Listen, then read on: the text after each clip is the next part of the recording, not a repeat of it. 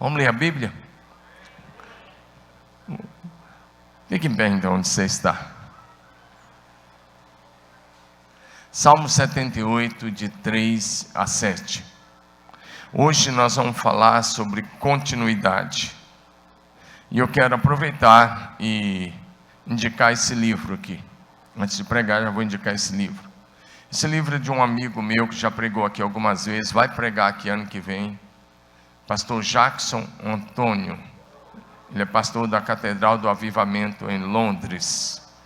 E o pastor Jackson, ele escreveu um livro com o tema Não Seja o Último de Si Mesmo. Hoje nós vamos falar sobre esse assunto, né? Eu não vou pregar o que está no livro, mas o que nós vamos falar hoje tem tudo a ver com isso aqui. Não seja o último de si mesmo. Meu tema hoje é sobre continuidade. Mas, como eu disse, tem tudo a ver. Se você quer saber mais sobre esse assunto, passa lá na livraria, pega o livro, Não Seja o Último de Si Mesmo. Salmo 78, de 3 a 7. O que ouvimos e aprendemos, o que nossos pais nos contaram, não encobriremos aos seus filhos. Contaremos à geração vindoura os louvores do Senhor, e o seu poder e as maravilhas que fez. Ele estabeleceu um testemunho em Jacó, e instituiu uma lei em Israel, e ordenou aos nossos pais que os transmitisse aos seus filhos, a fim de que a nova geração os conhecesse, e os filhos que ainda haverão de nascer se levantem, e por suas vezes contem aos seus descendentes, para que eles ponham a sua confiança em Deus, e não esqueçam dos feitos do Senhor, mas lhe observem os mandamentos. Diga amém. Pai, essa é a tua palavra linda, poderosa, santa e infalível. Usa esta palavra, Senhor, e fala com cada um de nós nessa manhã. Te louvamos, te glorificamos, te exaltamos. Espírito Santo, convence-nos nesta manhã, e que o nome do Pai, do Filho seja glorificado. Nós te louvamos, em nome de Jesus, amém. Pode sentar. Diga comigo, a continuidade. Muda o slide, tá bom? Projeção. Diga comigo, continuidade. Diga o legado da fé. Hoje quero falar então sobre esse assunto tão precioso. O salmo que lemos, o texto diz: Deus nos deu um testemunho. Deus nos deu a sua palavra.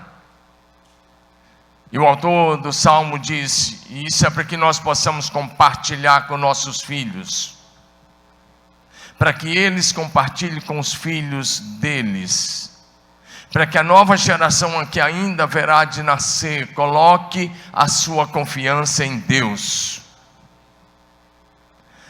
A vontade de Deus, o nosso Pai Celeste, é que você e eu possamos dar continuidade à fé que herdamos, a fé que recebemos, que vem lá de trás, na linhagem e na história da salvação que chegou até nós.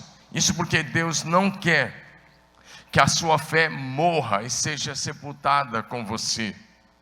E só tem um jeito disso não acontecer, se a gente discipular bem os nossos filhos.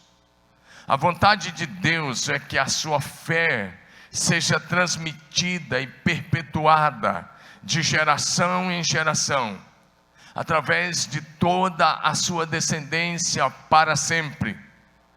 Ou seja, o Senhor Deus quer que você corra com a tocha da fé sempre acesa, e faça isso através da oração, da leitura da palavra, do ensino aos seus filhos, e de um avivamento na família, e para que os seus filhos e a sua descendência depois de você possa continuar correndo com a mesma fé, com o mesmo amor, com a mesma chama, a mesma visão, a mesma revelação de Jesus Cristo, e cumprindo a missão que o Senhor nos confiou, e que eles possam ser apaixonados por Jesus, e apaixonados por vidas, para que eles possam ter compromisso de um estilo de vida que agrade a Deus, até que Jesus Cristo volte. Diga amém. O ministério e a missão que o Senhor Jesus Cristo começou, esse ministério e essa missão são de conceitos transferíveis, ou seja, tudo que Jesus viveu, tudo que Ele fez, tudo que Ele pregou e ensinou, Ele transferiu aos seus discípulos e nos mandou fazer o mesmo. Por isso o Evangelho atravessou 2000 anos e chegou até nós. E agora, meus queridos irmãos, esse bastão da fé, essa tocha acesa está nas nossas mãos, e nós devemos correr com essa mesma fé, e na hora certa passar para os nossos filhos biológicos e espirituais. Em primeiro lugar, a chama da fé em Jesus deve ser passada de pais para filhos. Diga isso, vamos lá?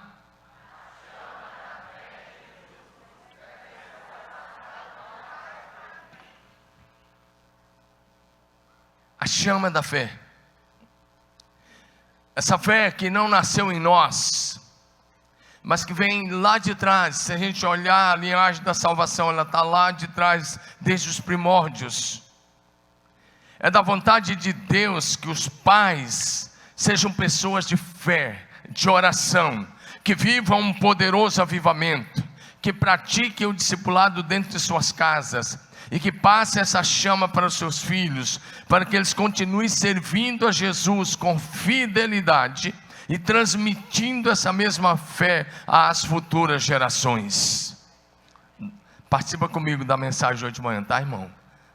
Participa mesmo, vai ser maravilhoso. Diga aleluia. Porque eu estou falando da sua fé, eu estou falando da sua família, estou falando daquilo que Deus quer que eu e você façamos. No Velho Testamento, Deus passou a ser conhecido como Deus de Abraão, de Isaac e de Jacó, e dos 12 filhos de Jacó. Por quê? Porque eles transmitiram a fé que tinham recebido do Senhor. No livro de Gênesis, capítulo 18, verso 19, Deus disse sobre Abraão: porque eu o escolhi para que ele ordene aos seus filhos e a sua casa depois dele, ou seja, e a sua descendência depois dele, a fim de que eles guardem o caminho do Senhor e pratiquem a justiça e o juízo, para que o Senhor faça vir sobre Abraão o que ele prometeu. Porque os descendentes de Abraão receberam esse legado e andaram nessa mesma visão e na mesma fé. E porque eles deram continuidade à missão que Deus havia dado a Abraão, repito, Deus passou a ser conhecido no Velho Testamento como Deus de Abraão, Isaac e Jacó. E eu pergunto a você: Deus pode ser conhecido nos anos vindouros como o seu Deus? O Espírito Santo pode incluir o seu nome, para que lá na frente alguém diga: eu estou andando na fé do meu bisavô, do meu avô, do meu pai, da minha mãe, avó. Eu estou dando continuidade a uma fé que eu herdei dos meus antepassados. Não dá para pensar em família no céu se a gente não tiver compromisso com a transmissão da fé. Então, quando Deus foi se apresentar a Moisés lá no Sinai, Êxodo 3, verso 6, sabe como é que Deus se apresentou lá na sarça? Ele disse para Moisés: eu sou o Deus do seu pai, o pai de Moisés. Eu sou o Deus de Abraão, eu sou o Deus de Isaac, eu sou o Deus de Jacó. Ele está dizendo: eu sou o Deus, eu fui Deus dos seus antepassados e eu sou o seu Deus. Amém? Eu fico pensando como Deus se apresentou, como foi poderoso isso. Deus se apresentar como Deus dos pais. E Ele está dizendo: eu sou o mesmo Deus. Agora ande comigo e faça com que a sua descendência pratique a mesma fé. Diga aleluia. E aí, quando você vai para Êxodo 3, verso 15, o Senhor Deus continuou falando com Moisés. Ele disse: você vai falar com os filhos de Israel quando você chegar no Egito. O Senhor, o Deus dos vossos pais. E ele repete: o Deus de Abraão, o Deus de Isaac, o Deus de Jacó, Ele que me enviou até vocês. E aí Deus disse: esse é o meu nome eternamente. E Deus disse: eu quero continuar sendo conhecido assim, por toda a eternidade. Meu irmão, que você viva isso de tal maneira, que as gerações seguintes possam dizer com alegria, que serve ao Deus que você hoje serve. Que estão dando continuidade à fé que você hoje tem. Mas para isso você vai precisar transmitir, para que haja continuidade depois de você. Ou seja, de acordo com o livro, não seja o último de si mesmo.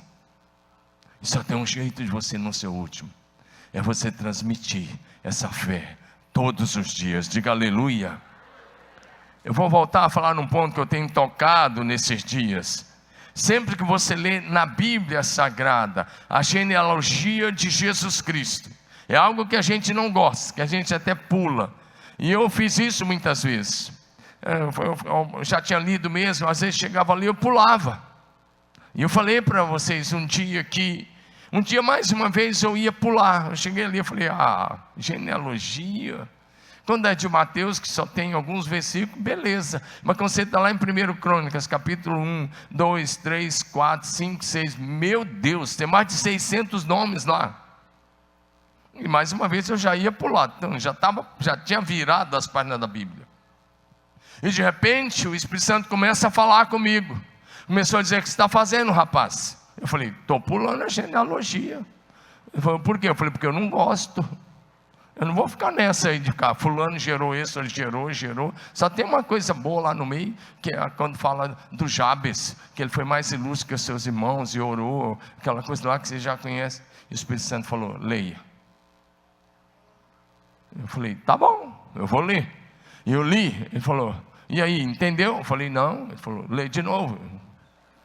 Eu li. Ele falou: e aí, entendeu? Eu falei: não entendi. É sério, está rolando mau papo. E aí, lê de novo. Eu li. E aí, entendeu? Eu falei: não. É claro que ele é cavalheiro, que você hoje já soltava uma como você é. Mas não fez isso. Ele deu uma aula. Ele disse: cada nome que está aí é o nome de um pai ou de uma mãe, que mesmo com suas falhas, mesmo com seus defeitos, mesmo com os pecados que cometeram, eles correram com a tocha da fé sempre acesa, e na hora certa eles passaram para os seus filhos. Por isso a fé chegou até você. Ele disse: nunca mais pule isso aí. Aprenda, porque esses homens correram com esse bastão, não deixaram cair, apesar dos pecados e falhas, e não deixaram cair. E na hora certa passaram para o seu filho, o filho passou para o neto para o bisneto, e assim chegou até nós. Se você estudar a história da salvação de nós até 7, porque a história de salvação começa lá em 7, porque sabe que Adão pecou, o filho de Adão que deu continuidade foi 7. Você sabe que o Caim tomou outro caminho. Mas a história da nossa salvação vai de nós hoje até 7. Quantos milhares de anos tem até 7? Eu não sei. Mas eu sei que a história da nossa salvação vem de lá. E de 7 até aqui, alguém correu com a chama da fé e foi transmitindo e transmitido. Só de Abraão a Cristo são 2000 anos. Só de Abraão a Cristo são 42 gerações. Significa que durante 42 gerações, aqueles homens seguraram a chama da fé que Deus tinha dado a Abraão. E nós estamos aqui debaixo da mesma fé que Deus deu a Abraão. Amém ou não? Estamos sim. Se você ler Gálatas 3, os que são de Cristo estão debaixo da mesma fé. São herdeiros da mesma fé de Abraão. Você está cultuando comigo? Diga amém. Então eu espero que lá na frente alguém olhe para trás e diga isso sobre você. É dever dos pais fazer de tudo para ensinar os seus filhos a amar o Senhor Deus de todo o coração, você sabe disso, e a servir ao Senhor com fidelidade todos os dias de sua vida. É isso que nós lemos em Deuteronômio 6, de 5 a 9. E o texto diz: ensine a todo tempo, em toda hora. Diga aleluia. E nesse texto que lemos do Salmo 78, o texto está dizendo que é responsabilidade dos pais cristãos que amam o Senhor, deixar um legado de fé para os seus filhos, netos, bisnetos, para toda a sua descendência, estabelecendo assim uma linhagem santa nesta terra, até que o Senhor retorne. Diga aleluia. Segundo lugar, lá atrás eu já tinha compartilhado algumas coisas sobre isso com vocês, mas isso é muito forte que estamos falando hoje, e é muita responsabilidade dos pais, e a gente precisa pensar nisso e levar isso muito a sério. Segundo lugar, se não houver ensino bíblico e discipulado na família, a fé morrerá. Tem alguns filhos de cristãos hoje que estão dependentes de jogos, de computadores na internet, dependentes do celular. Tem filhos hoje tendo problemas psiquiátricos por causa disso. Eu estou falando de crianças tendo esse tipo de problema. Mas esses mesmos pais não separaram tempo para ensinar os seus filhos a amar o Senhor e servir ao Senhor, mas jogaram o celular na mão das crianças, e eles começaram a entrar em lugares indevidos. Se não houver ensino bíblico, discipulado na família, a sua fé morrerá. A sua fé morrerá. Agora, vou repetir: se não houver leitura da Bíblia, oração fervorosa em casa, compromisso com o discipulado dos filhos, e se não houver uma busca por avivamento na família, a fé dos pais morrerá na segunda ou na terceira geração. Então eu vou te dar, a partir de agora, alguns estudos de casos. Vai ser bem rápido, porque é o nosso tempo, mas eu preciso citar alguns casos. Primeiro, pensando em liderança. Muitos de vocês são líderes na sociedade. Alguns de vocês são profissionais liberais, empresários, professores, advogados, médicos e assim por diante, engenheiros e as mais diferentes profissões. Mas a liderança que você exerce, se você não discipular, você não fará um sucessor nessa liderança. Presta atenção nisso. Moisés, primeira geração, diga comigo assim: primeira geração. Dá mais um clique aí, projeção. Diga assim comigo: primeira geração. Diga: fé firme, inabalável, avivada. Talvez seja assim a sua fé. Eu não sei, eu espero que seja. Mas a primeira geração é de se esperar uma fé firme, principalmente daqueles que se converteram a Jesus. Uma fé inabalável, uma fé avivada. E Moisés aqui foi essa primeira geração naquele período. Ele foi levantado por Deus, como você sabe, para tirar o povo de Israel do Egito. Ele foi um dos maiores homens de Deus de todos os tempos. Com certeza é o maior líder do Velho Testamento. Moisés libertou o povo de Israel do cativeiro no Egito. Foi amigo íntimo de Deus. Escreveu os 5 primeiros livros da Bíblia. Liderou o povo no deserto durante 40 anos. E ele discipulou, ele formou um líder. Ele formou um sucessor. Naquele período ele discipulou Josué. E assim a fé, o ministério e a liderança de Moisés tiveram continuidade através de Josué. Quando Moisés estava Deus estava para tomar Moisés, ele disse: chama Josué, coloca ele diante do povo, diga ao povo que ele é o novo líder, impõe as tuas mãos sobre ele, transfere para ele a tua autoridade. Moisés assim o fez. Mas vem a geração de Josué. Eu estou tratando de liderança nesse ponto. E a geração de Josué, Josué foi o líder natural, o sucessor de Moisés. Ninguém questionou, porque ele andava com Moisés desde jovenzinho. E aí essa segunda geração, dá um clique aí, projeção. Segunda geração, diga comigo, segunda geração, sem compromisso com o discipulado. Leia vocês, não todos vocês, diga segunda geração. Então diga, sem compromisso com o discipulado. Apesar de Josué ser um líder poderoso, um homem usado por Deus, um santo homem de Deus, ele não tinha compromisso com o discipulado. E ele liderou o povo por muitos anos. Ele entrou na terra prometida, atravessou o Jordão e entrou. Ele conquistou a terra na liderança do povo. Ele foi, como eu disse, sucessor de Moisés. Deus garantiu, assim como fui com Moisés, eu estou com você. Eu vou te dar vitória onde você for. Ninguém vai poder te resistir. Mas, infelizmente, Josué não formou um discípulo. Josué não fez o seu sucessor. Não discipulou nem os seus próprios filhos. Apesar daquela linda declaração dele em Josué 24:15: eu e a minha família serviremos ao Senhor. Ele é aquele típico pai que está na igreja, mas deixa os seus filhos, se quiserem, tomar a decisão de servir a Deus ou não. Ele deixou por conta deles, ele não separou tempo para os seus filhos. E isso foi trágico para o povo de Israel. E aí os líderes que estavam ao lado de Josué fizeram o mesmo, eles não discipularam os seus filhos. Por isso os filhos deles não deram continuidade à fé que vinha de Moisés, e nem à fé de Josué.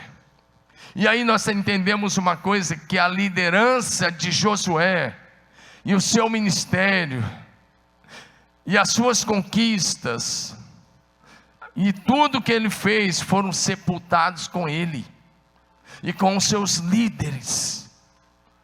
Agora vamos ver o que aconteceu. Diga comigo, terceira geração. Aí é a terceira geração depois de Moisés. Moisés, primeira geração. Josué, segunda geração.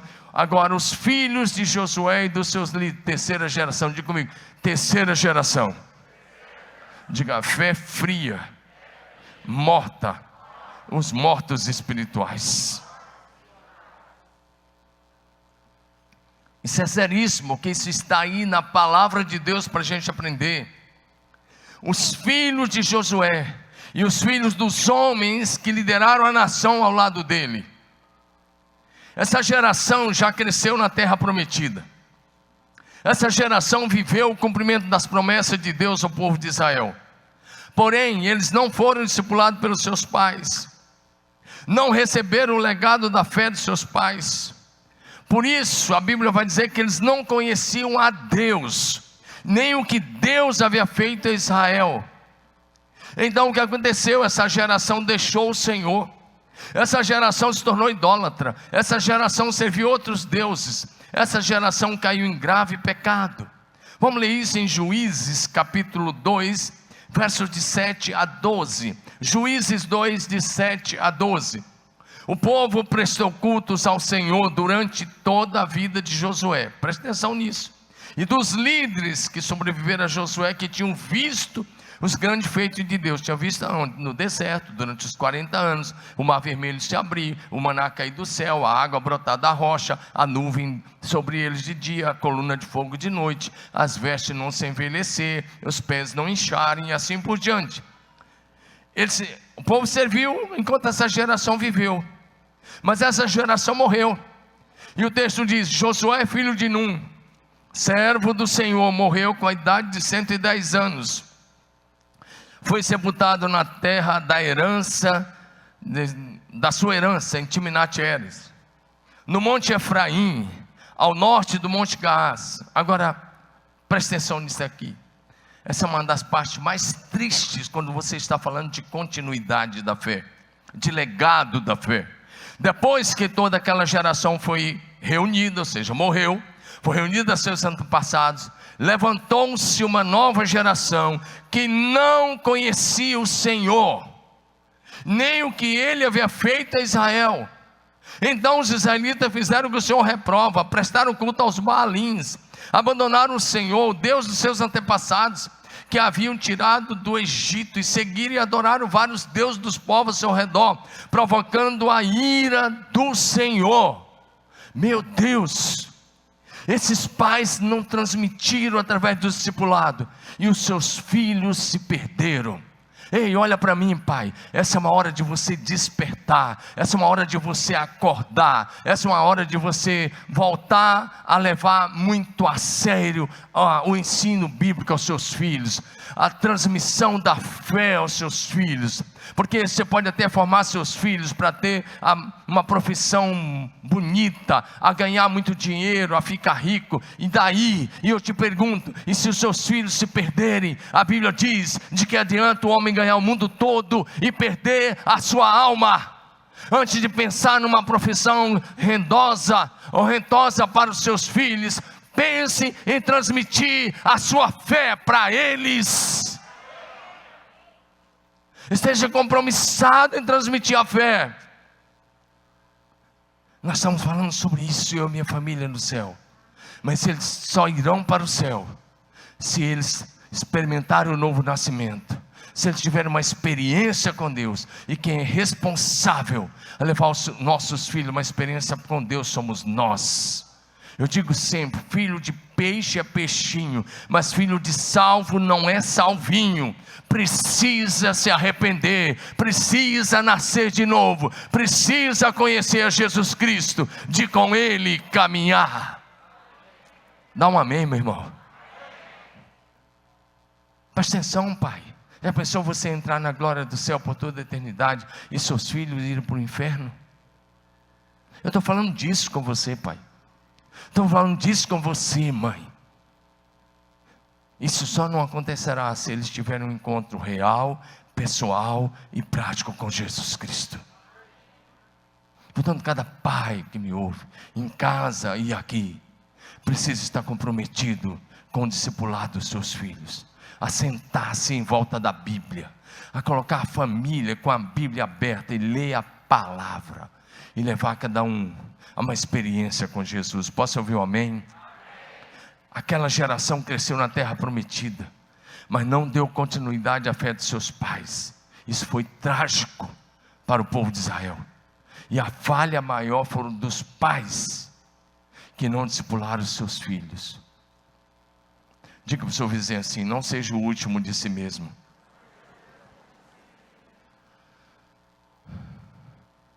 Vira para o outro lado e diga: não seja o último de si mesmo. Deixa eu falar um pouco sobre a continuidade da fé da família. Eu tenho poucos minutos e vou falar sobre isso. A continuidade da fé na família. Diga comigo: a continuidade da fé na família. Mais uma vez, se não houver oração fervorosa em casa, ensino bíblico, discipulado prático, avivamento contínuo na família, a fé morrerá na segunda ou na terceira geração. Mais uma vez, primeira geração, dá um clique aí. Primeira geração de novo, vai lá. Diga comigo: primeira geração, fé firme, viva e inabalável. Os exemplos que eu citei até agora foram de liderança.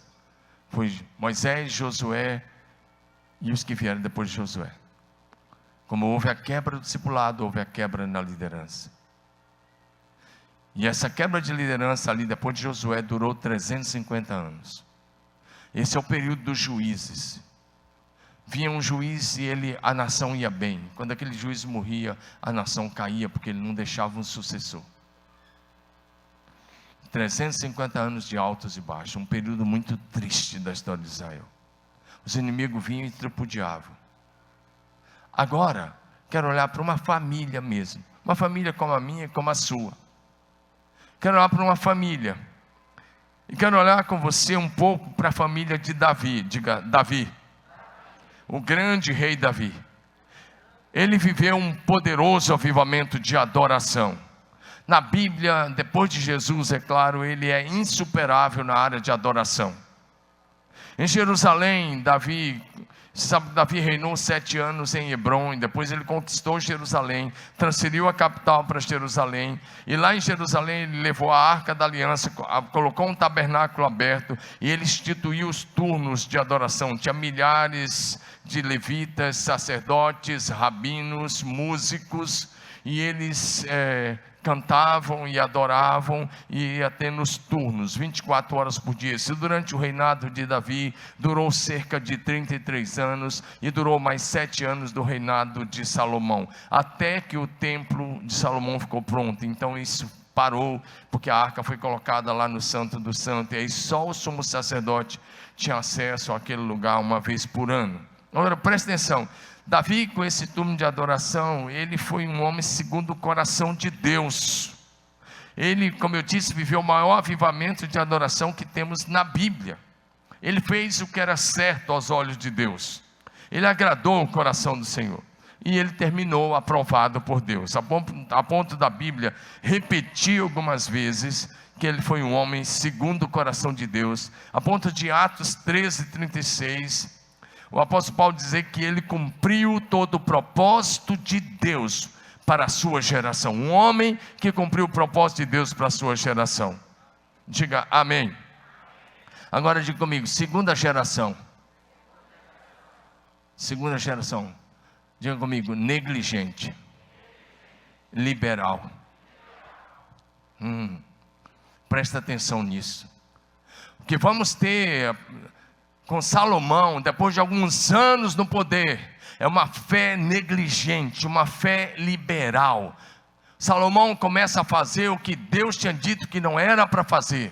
Quando Deus tinha dito para não casar-se com mulheres estrangeiras, ele só casou com 700 mulheres princesas e 300 concubinas. Uma fé liberal. Presta atenção, olha para mim. Sabe quando você chega na igreja e você conhece a Jesus, você conhece a Bíblia, e a Bíblia diz, não faça isso, não faça isso. A Bíblia diz, tem um estilo de vida assim, e a princípio você concorda, mas depois o teu filho vem, e o teu filho entra em cena, e o teu filho adota um estilo de vida liberal, e aí você, pai, ao invés de concordar com Deus e com a Bíblia, você passa a honrar mais os seus filhos do que a Deus, porque você começa a concordar com o pecado dos seus filhos. Foi o que Eli fez, e a família dele foi uma tragédia. Eu disse, como é que eu sei disso? Porque pais me procuram às vezes, porque os filhos adotaram um estilo de vida que Deus disse que não era para adotar. E aí a gente vai e corrige, e de repente a mamãe marca horário comigo no escritório, o papai marca horário comigo, e vem no meu escritório e fala, vocês estão fazendo acepção com o meu filho. E eu digo, então vamos olhar para a Bíblia. Ou seu filho não se encaixa mais no padrão da Bíblia, e quer que a gente se amolde a ele. Foi o que Salomão fez, saiu do propósito de Deus. Deus disse, não se case com mulheres estrangeiras. Ele casou só com 700, ainda tinha 300 concubinas. Uma fé liberal. Ele começou bem.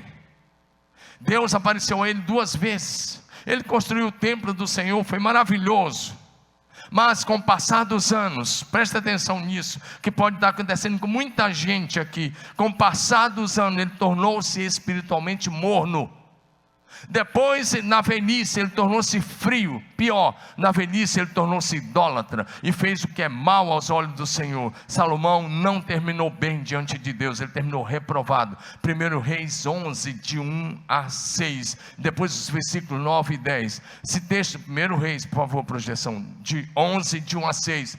O texto vai falar tudo isso que eu estava dizendo, e muito mais, pode ir colocando. O texto diz que na velhice, as suas mulheres lhe perverteram o coração, e ele passou a construir templos pagãos para suas esposas. Do mesmo jeito que ele tinha construído o grande templo em Jerusalém, agora ele constrói templos do paganismo. Pode colocar no texto, pode passar no texto. Agora ele constrói templo para suas esposas. Vai passando aí, dá mais um clique.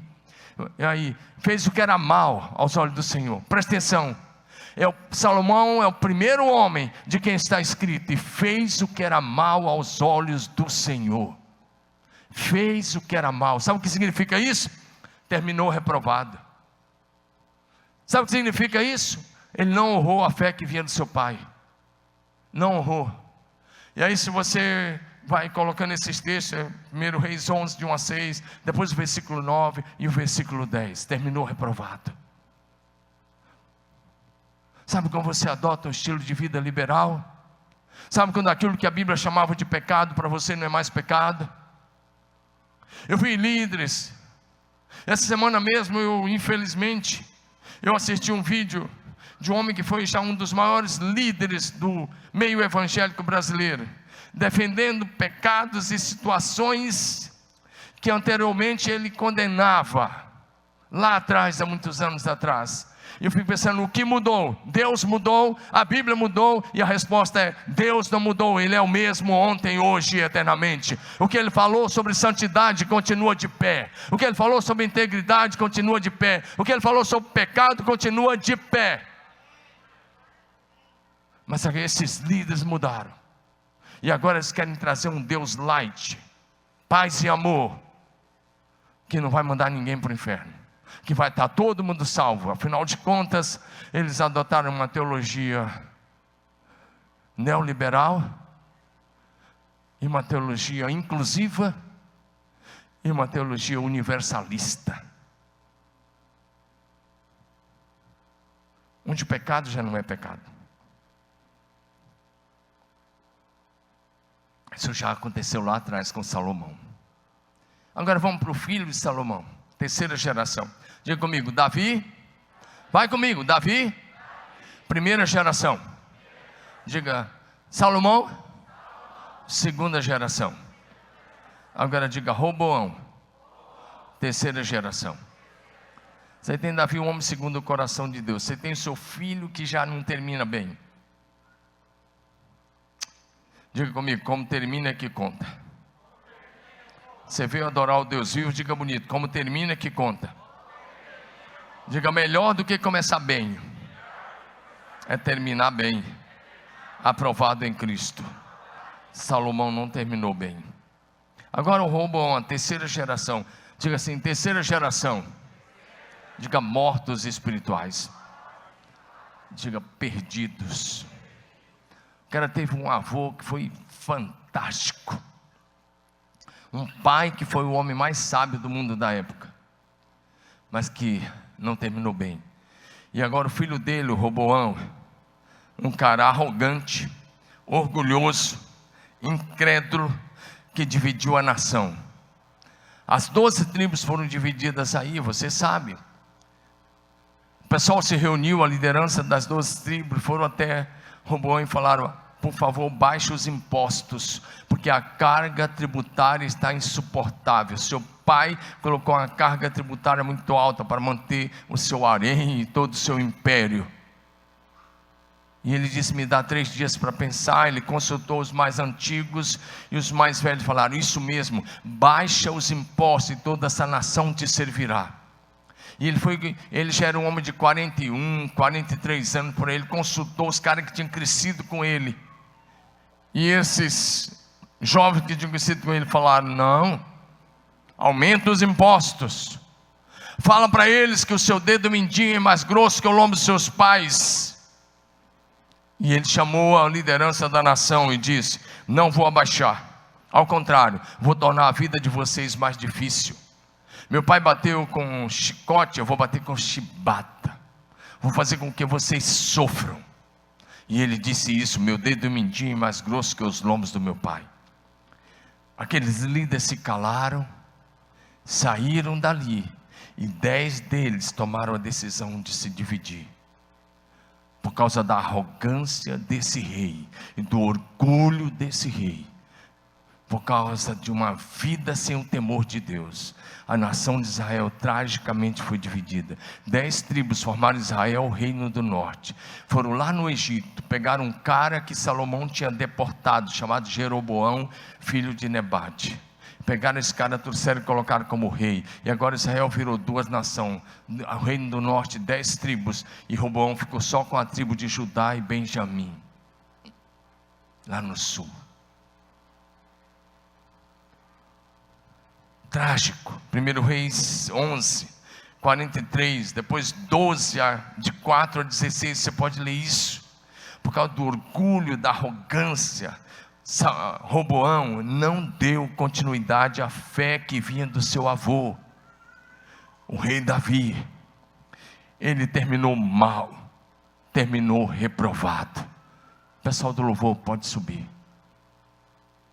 Quando nós vamos para o Novo Testamento, uma das coisas que a gente lê em 2 Timóteo 1, uma das coisas que a gente lê muito bonita é Paulo elogiando a fé de Timóteo.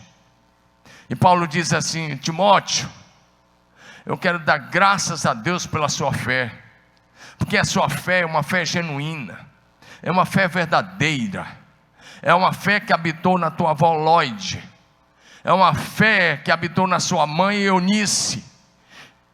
E ele fala: Timóteo, é essa mesma fé que habita em você. Você tem uma fé genuína.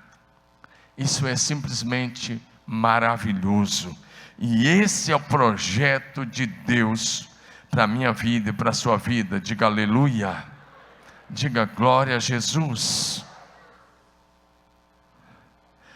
É isso que Deus quer para mim e para você. Diga amém.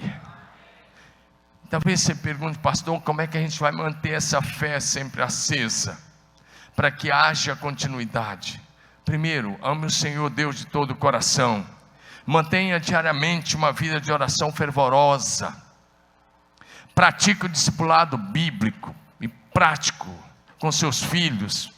Viva em sua família a cultura do avivamento. Seja estudante profundo e prático da Bíblia Sagrada. Mantenha sempre um estilo de vida santo. Consagre os seus filhos ao serviço do Senhor. Forme líderes continuadores da missão que Jesus Cristo começou. Mantenha-se focado na visão que o Senhor deu à sua igreja. Esteja sempre ocupado fazendo o trabalho do Senhor Jesus. Seja leal ao seu discipulador. Seja fiel a Jesus Cristo até a morte. Dependa diariamente do Espírito Santo.